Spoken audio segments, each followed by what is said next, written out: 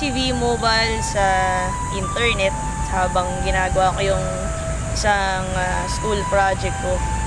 Naghanap din ako ng extra income nun that time. So, hindi ko na pinalagpas yung ads na yun sa internet. Pinuntahan ko siya sa Ortigas. Nag-attend ako ng BOM. Nagustuhan ko talaga yung business.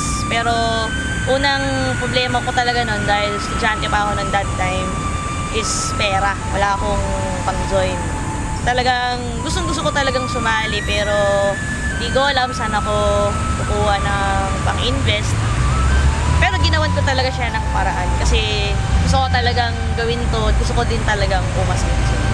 Nung simula ako dito sa V-Mobile, talagang nahirapan ako kasi konti lang yung kakilala ko. Mahihain din akong tao. So, hindi ko alam paano ko talaga sisimulan yung business. So, ang ginawa ko talaga, naisip ko talagang gawin is umattend ako ng training para matutunan ko paano gawin yung business. Simple lang yung family namin. Talagang budget lahat ng bagay. Hindi ako makahingi sa parents ko ng panglabas, pangbili ng mga gamit.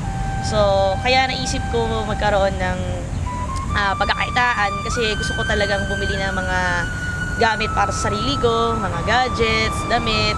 And syempre marami din po akong pangarap sa buhay. Naisip ko, kahit na meron akong mga leaders, meron company, meron training, I know na kailangan mag-depend ako sa sarili ko. Kailangan ako mismo meron akong believe sa sarili ko na kaya kong gawin. Kasi kung nagawa ng iba, alam kong kaya ko rin.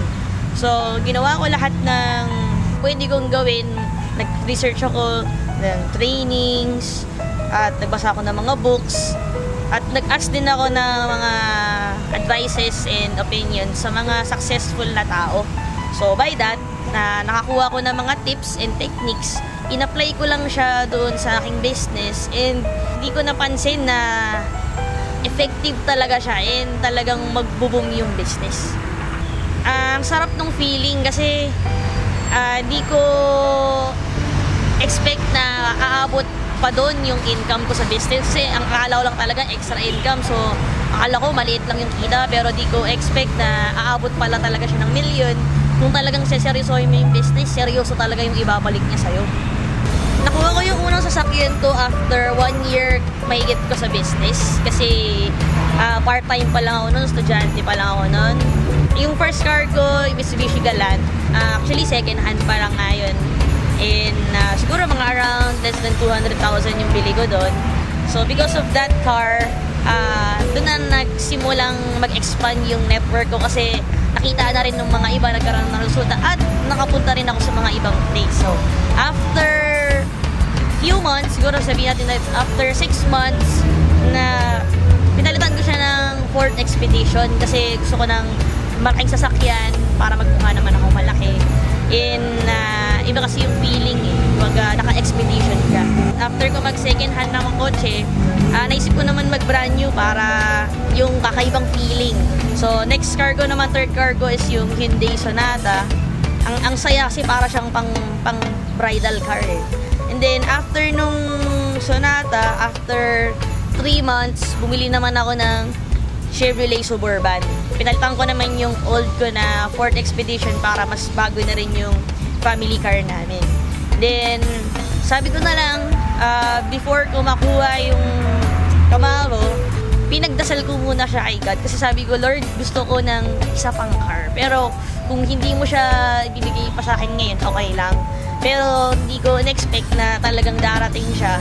So, ito naman ngayon yung latest car ko, yung Camaro. Talagang, ang sarap ng feeling kasi dati hindi naman ako nakakasakay ng sasakyan. Wala akong sasakyan. Hindi ko alam kung makakabili ba ako ng sasakyan. Hindi ko rin dati na-experience na pumasok ng showroom at from that day is pwede ka nang bumili ng sasakyan. Nung una pa nga, ayaw ko pansinin ng mga agents kasi siguro akala nila isa lang ang musmus na bata. Pero di lang nila alam na ako na pala yung bibili ng sasakyan. So, iba talaga yung feeling kasi parang iba yung achievement na mararamdaman mo eh. So, talagang sobrang thankful talaga ako sa business, sa V-Mobile, kay God, tsaka syempre, yung determination ko na gawin yung business. Sa lahat ng nag-reject sa akin, maraming salamat kasi dahil sa inyo, lalong lumakas yung loob ko na gawin yung negosyo at matunayan sa mga hindi naniniwala sa akin na kaya kong gawin yung business with or without you. Dahil sa inyo, yung spirit ko na gawin yung business talagang sobrang grabe. Advice ko sa mga new members, number 1, maniwala muna kayo sa Diyos. Kasi siya yung nagbigay sa inyo, nagturo sa inyo ng opportunity na ito. Magtiwala din kayo sa company kasi yan yung magbibigay sa inyo ng mga commissions ninyo. And lastly, magtiwala kayo sa sarili ninyo kasi wala namang imposible kung marunong kang